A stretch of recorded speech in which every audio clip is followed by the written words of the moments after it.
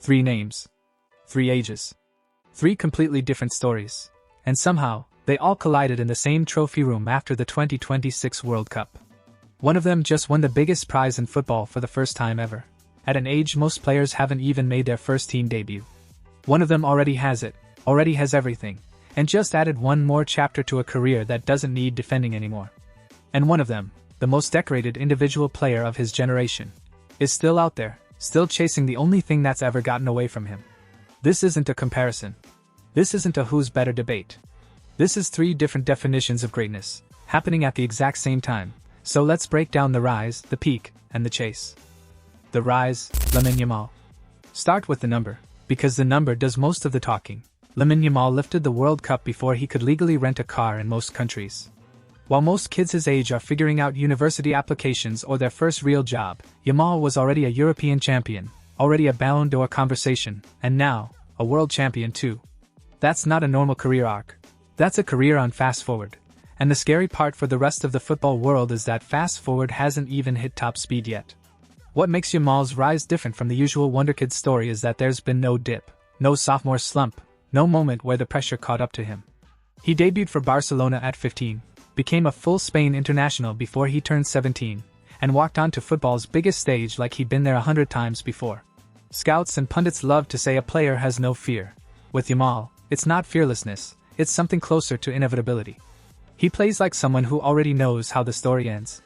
And here's the part that should genuinely worry the rest of the world. He's not the finished product. Not even close. Players don't typically hit their physical or tactical peak until their late 20s, which means Yamal has roughly a decade of prime years still ahead of him, and he's starting that decade already holding a World Cup medal. Messi didn't win his first World Cup until he was 36. Yamal might get a second one before he turns 25.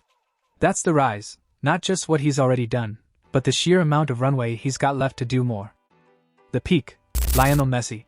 If Yamal's story is about what's coming, Messi's story is about what's already been completed, and completed in a way almost no one in the sport's history can claim. This wasn't Messi's first World Cup win. It was his second, arriving years after most assumed his international ceiling had already been reached back in Qatar. There's no chapter left to write here, no yeah but he never won X argument left for anyone to make. Every box that could be checked has been checked, twice over in some cases.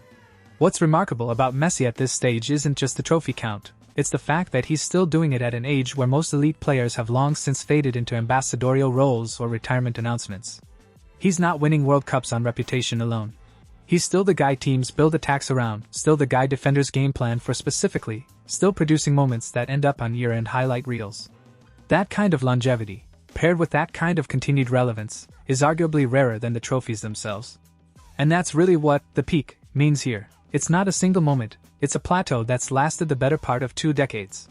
Most careers have a peak year, maybe a peak 2 or 3 year window. Messi's peak has been closer to 18 years long, stretching from a teenager tearing up La Liga to a father of 3 lifting a World Cup as arguably the most complete footballer to ever do it. There's nothing left to prove, only more time left to enjoy watching him do it anyway. The chase, Cristiano Ronaldo. And then there's Ronaldo, standing in the same room, holding a different kind of prize entirely, and it's impossible not to notice what's missing from his hands. 5 Ballon d'Ors. 5 Champions Leagues. The all-time leading goalscorer in the history of men's international football, by a margin that isn't even close. Domestic titles in 4 different countries. A resume so stacked it's genuinely difficult to summarize in one video. And yet the one trophy that the entire sport treats as the ultimate measuring stick has never made it into that collection. This isn't a story about failure, let's be clear about that. It's a story about the cruelty of timing. Ronaldo's international prime overlapped almost perfectly with some of the greatest teams and greatest generational talents the World Cup has ever seen, and more than once he walked away from the tournament as the best individual player on the pitch, on a team that still came up short. That's not a talent gap. That's just how brutal the World Cup can be. It doesn't care how good you are individually, it only cares who's left standing after 7 matches. So what does the chase even mean now, at this stage of his career?